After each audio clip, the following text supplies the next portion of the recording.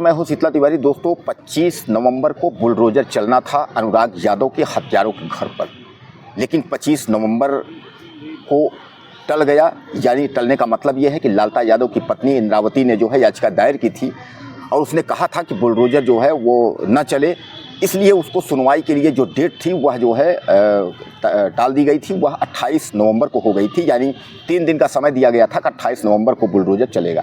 अब 28 नवंबर को तहसीलदार कोर्ट में जो सुनवाई थी तो उसमें जो है सब लोग हाजिर होते हैं, पहुंचते हैं, लेकिन तभी पता चलता है कि तहसीलदार साहब किसी ज़रूरी मीटिंग में जो है चले जाते हैं। यानी तहसीलदार साहब की इतनी ज़रूरी मीटिंग होती है कि तहसीलदार साहब कोर्ट में जो है बैठते नहीं हैं।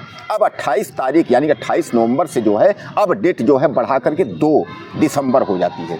यानी पहले 15 दिन के लिए जो है नोटिस जो चस्पा की गई थी, उस नोटिस चस्पा में डेट था 25 तारीख को बुलडोजर चलने का। 25 से जो है फिर याचिका दायर होने पर 28 होता है। अब 28 के बाद जो है अब डायरेक्ट जो है 2 तारीख लगती है। अब इसमें कुल मिलाकर के जो है 2 दिसंबर को तहसील कोर्ट में तहसीलदार साहब बैठेंगे या तहसीलदार साहब फिर को कहीं ज़रूरी मीटिंग में चले जाएंगे या फिर क्या होगा। यानी कहने का तात्पर्य ये है कि जो एक अपराधी है, अपराध करने वाला है, जहां सुप्रीम कोर्ट का निर्देश है कि सरकारी ज़मीन जो है उसको खाली कराया जाए और खाली कराने में अगर बुलडोजर चलता है तो कोई आपत्ति नहीं है। बंजर की ज़मीन में उन दबंगों का, हत्यारों का घर बना हुआ है, इसमें बुलडोजर चलाने में कोई आपत्ति नहीं है।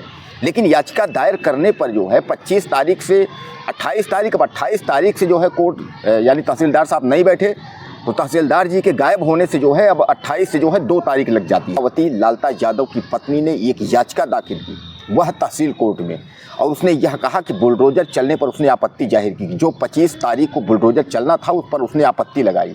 अब वह बुलडोजर चलने की जो है तारीख बदल गई, यानी 25 से जो है वह 28 तारीख हो गई, यानी 3 दिन का जो है मोहलत मिल गया। अब ये कहा गया कि 25 तारीख के बाद जो 28 तारीख लगी है, यानी 28 नवंबर को जो है दोनों तरफ के वकील और दोनों तरफ में जो है बहस होगा। उसके बाद तय किया जाएगा कि बुलडोजर चलेगा या नहीं चलेगा।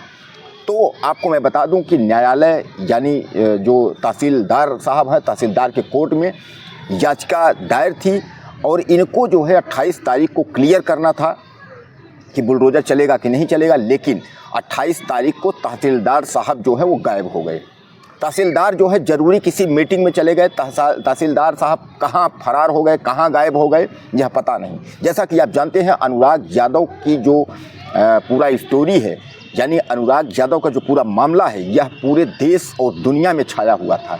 इतना हाईलाइटेड मामले में जो है तारीख और तारीख देने के बाद जो है उस तारीख को तहसीलदार कोर्ट को यानी तहसीलदार साहब को गायब हो जाना, अब यह कहीं ना कहीं एक शंका की बात बनती है। कुल मिलाकर के यह आप मान लीजिए कि अब जो है जब तहसीलदार अपने कोर्ट से गायब हो गए तो सुनवाई फिर टल गई। अब वह सुनवाई जो है 2 दिसंबर को होगी, यानी 2 दिसंबर को निश्चित होगा कि अनुराग यादव के हत्यारों के घर पर बुलडोजर चलेगा या नहीं चलेगा। दोस्तों जैसा कि आप जानते हैं कि जो अनुराग यादव के हत्यारे जो लालता यादव का जो परिवार है, वह अपनी तरफ से जो वकील किया है वह दीवानी का वकील है। अब दीवानी के वकील ने जो है वो सारी अपने तमाम जो है दस्तावेज़ों को निचले स्तर में जो है सबमिट करते हुए और उसने जो है तो पूरी कोशिश की यह मामला जो है टल जाए। अब आप यहीं से अंदाज़ा लगा सकते हैं कि अनुराग यादव के जो हत्यारे हैं वो कितने दबंग और पावरफुल हैं कि 25 तारीख को 15 दिन की जो सूची लगी थी, यानी 25 तारीख को जो बुलडोजर चलना था, 15 तारीख यानी 15 दिन का जो समय दिया गया था, तो 25 तारीख को न चल के जो है 28 तारीख लगी। अब 28 तारीख के बाद जो है बुलडोजर का समय फिर 2 तारीख हो गया, यानी 28 तारीख को तहसीलदार साहब गायब हो गए। तहसीलदार के गायब होने पर जो है फिर तारीख जो है अगली सुनवाई जो है, अब अगली सुनवाई जो है 2 दिसंबर को है। यानी अब न्यायालय जो है वह तारीख पे तारीख वाली कहानी तो आप सुने ही हैं, बस वही हाल है। अब आपको क्या लगता है कि बुलडोजर जो है चल पाएगा? जब एक तहसीलदार एक तहसील कोर्ट में, इतने छोटे कोर्ट में जब अगर इस तरीके की तारीखें लग रही हैं कि 25 से 28, 28 से 2, अब 2 दिसंबर को क्या लगता है कि बुलडोजर चलेगा या फिर कोई तारीख लग जाएगी? जैसा कि आप जानते हैं कि सुप्रीम कोर्ट का निर्देश था कि अतिक्रमण यानी सरकारी ज़मीन में अगर कोई घर बना है तो सुप्रीम कोर्ट का कोई भी हस्तक्षेप नहीं है, इसमें न्यायालय भी कुछ नहीं करेगा, बुलडोजर वहाँ चल सकता है। फिर अब आप यहाँ समझिए कि आखिर अनुराग यादव के हत्यारों के घर पर बुलडोजर क्यों नहीं चल रहा है। इसका मतलब ये है कि यह जो दबंग हत्यारे जो इनके हैं लालता यादव और जो दरोगा जी हैं, यानी कहने का तात्पर्य ये है कि यह कितने दबंग और पावरफुल हैं कि जो कि अनुराग यादव की हत्यारों के इन लोगों के घर पर बुलडोजर जो है नहीं चल पा रहा है। अब सबसे बड़ी गलती अब किसको आप कहेंगी, जो मैं कई वीडियो में बार बार आपको यही बताता हूँ कि राजस्व विभाग और पुलिस विभाग की चक्की में जो है किसान और गरीब परिवार जो है वो पिस रहा है। और यही पुलिस विभाग और राजस्व विभाग जो है ये जिम्मेदार होंगे।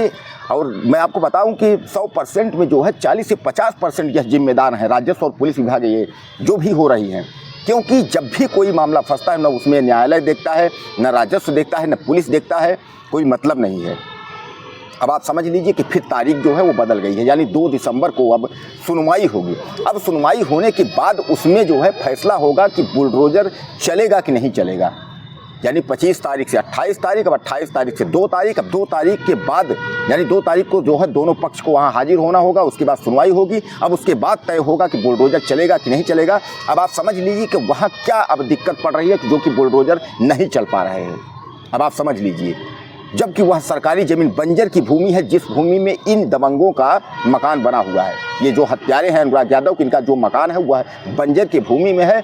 बुलडोजर तो वहाँ बंद करके चला देना चाहिए। लेकिन अब दिख नहीं रहा है कि अनुराग यादव को जो है न्याय मिलेगा या अनुराग यादव के परिवार को जो है उनके आत्मा को जो है शांति मिलेगी। क्योंकि अनुराग यादव का परिवार ये चाहता था कि सरकार देर नहीं दुरुस्त, और सरकार हमको जो है न्याय देगी। देर ही सही, थोड़ा समय लगेगा, लेकिन बुलडोजर भी चलेगा, कार्रवाई भी होगी। अब आप समझ लीजिए कितने ताकतवर और पावरफुल हैं ये जो है लालता यादव का परिवार। हालांकि लालता यादव के बारे में आप जानते हैं, वह भी रिटायर्ड दरोगा है। उसके बाद उसका छोटा लड़का भी जो है वो दरोगा है, एक रमेश है। और ये कई भाई हैं, ये जो है कई परिवार है। उसी दबंगई दिखाते हुए उन्होंने जो है अनुराग यादव की हत्या कर दी, क्योंकि इनको पता था कि कुछ होगा नहीं। अब हत्या होने के बाद चुपचाप जो है पुलिस पकड़ी, उनको जेल में डाल दी, अपना जेल में पड़े हैं। कल बेल होगी, बेल होने के बाद जमानत हो जाएगी, वह आ जाएंगे। लेकिन अनुराग यादव आज जो है उसका परिवार वो जो है उजड़ गया।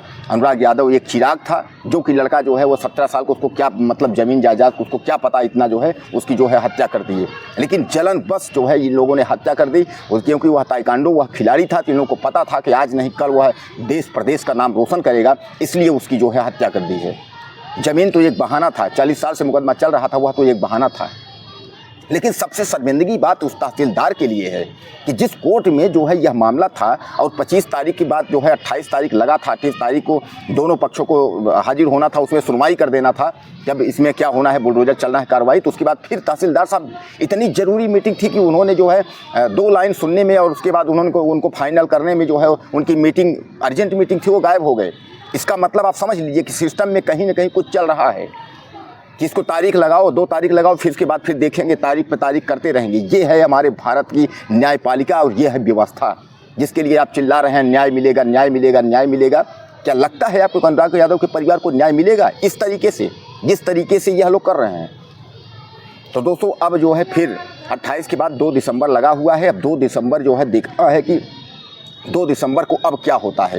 तहसीलदार साहब बैठते हैं कोर्ट में, या तहसीलदार साहब फिर किसी ज़रूरी मीटिंग में जो है निकल जाते हैं, या फिर हो सकता है यहाँ से उठ करके जिला न्यायालय या किसी और में मुकदमा वहाँ पहुँचता है कि घर न गिरे। दबंगों और हत्यारों को बचाने का काम आखिर कर कौन कर रहा है, आखिर इसको बचा कौन रहा है? इन हत्यारों को तो एकदम उजाड़ बर्बाद कर देना चाहिए, लेकिन इन हत्यारों को बचा कौन रहा है? सबसे बड़ा सवाल ये है। ये गरीब परिवार, हालांकि यादव वो भी हैं, यादव ये भी हैं, ये गरीब परिवार है और ये दबंग परिवार, आखिर इनको बचा कौन रहा? सबसे बड़ी जो है यहाँ की जो बात है और सबसे बड़ा सवाल यही है कि इस जो अपराधी जो किस्म के जो दबंगे हैं जो जेल में, इनके पीछे खड़ा कौन है? अनुराग यादव के घर धनंजय सिंह, मनोज तिवारी, तमाम लोग पहुँचते हैं और कहते हैं कि आजीवन कारावास करवाएंगे, बुलडोजर चलवाएंगे। अब ये सब कहाँ गए? जो दबंग जो तमाम बड़े नेताजी हैं, तमाम जो है कार्रवाई करने वाले हैं, क्या अब उनका बुलडोजर रुक गया है?